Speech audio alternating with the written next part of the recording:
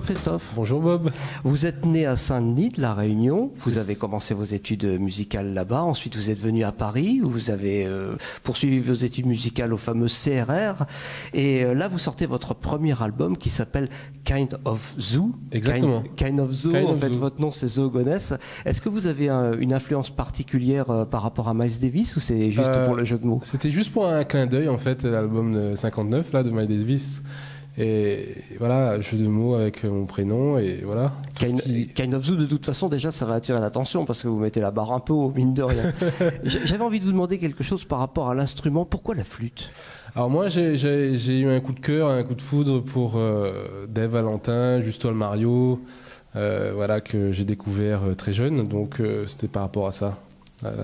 Vous jouez de la flûte, mais vous jouez aussi des EWI, comme on dit EWI, là, les Electric Wind Instruments. Ça consiste en quoi exactement? En fait, c'est un contrôleur avant, un sax MIDI, donc avec plusieurs doigtés. Donc Breaker et Midzer ont vraiment développé ce jeu-là avec cet instrument à part entière, parce que je tiens à dire que même si ça a les mêmes doigtés, c'est complètement différent. C'est un instrument à part entière. Et il y a un autre, alors là j'ai besoin de lire mon petit papier parce que je ne me souviens pas exactement du nom, c'est le kayam, c'est ça, ou la kayam? Le kayam, c'est un instrument traditionnel réunionnais. Donc c'est un genre de shaker géant qui est utilisé dans le maloya et le sega de la musique de la Réunion. Voilà, d'accord, ok. Alors quelle musique vous allez proposer précisément pour ce premier album? Justement un genre de zoo en fait, je fais un peu ma sauce, ma cuisine là-dedans. Je propose une musique un peu qui me ressemble, une musique métissée, on va dire ça comme ça. Donc avec pas mal d'influences déjà de mon île, influence maloya, mais aussi tout ce que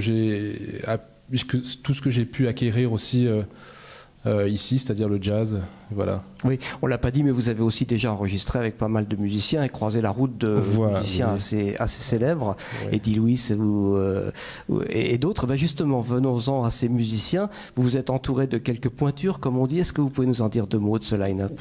Alors, je suis entouré de Grégory Privat, donc un super pianiste parisien, martiniquais. Vous le connaissiez déjà? Vous aviez déjà enregistré avec lui? Non, pas encore. Oui, si. J'avais déjà enregistré avec lui sur l'album d'une chanteuse sénégalo-martiniquaise. Voilà. Donc c'était une première rencontre. J'avais déjà rencontré il y a 5-6 ans déjà dans les jams.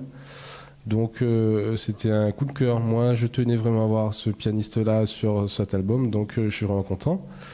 Emmanuel Fécité à la batterie et Bernard Permal. Donc des rythmiciens locaux, originaires de l'île de la Réunion, donc voilà, ça fait un bon mélange. Et deux invités, je crois aussi. Voilà, deux super invités, Mehdi Gerville, et pas des moindres, et Jérôme Calciné aussi, aux percussions. Si on veut suivre votre actualité et en savoir un petit peu plus sur l'album, est-ce qu'il y a un site sur lequel on peut se renseigner? Alors oui, il est tout neuf, il s'appelle christophezogoness.com. Ah voilà, c'est un scoop ça.